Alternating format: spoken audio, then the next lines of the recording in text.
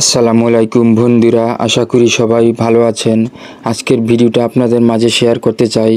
আমাদের ঘরের কারেন্টের হোলটা নষ্ট হয়ে গিয়েছিল, তাই সেটি নতুন করে লাগাতে হয়েছে। এই ছোট্ট কাজটা অনেকের কাছে ঝামেলার মনে হতে পারে, কিন্তু আসলে খুবই সহজ।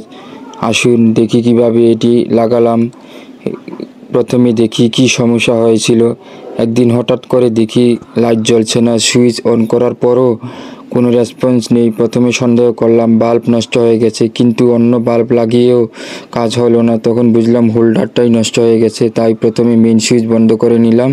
এটা অনেক গুরুত্বপূর্ণ। নিরাপত্তার জন্য সবসময় প্রথমে বিদ্যুৎ সংযোগ বন্ধ করতে হবে। এরপর স্ক্রু ড্রাইভার দিয়ে পুরাতন হোল্ডারটা খুলে ফেললাম।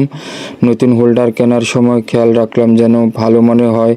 অনেক সময় কম দামে হোল্ডার গলে যায় বা লুজ থাকে। তারপর নতুন হোল্ডার লাগানোর সময় লাইন, ফেজ বা নিউট্রাল সঠিকভাবে কানেক্ট করলাম। স্ক্রু ঠিকভাবে কষে দিলাম যেন ঝাঁকুনি না খায়। সুপ্রিয় দর্শক বন্ধুরা, একটা বিষয় সবসময় আপনারা মাথায় রাখবেন, সবসময় ভালো মানের ইলেকট্রিক যন্ত্রপাতি ব্যবহার করবেন। কাজ করার আগে অবশ্যই মেন সুইচ অফ করুন।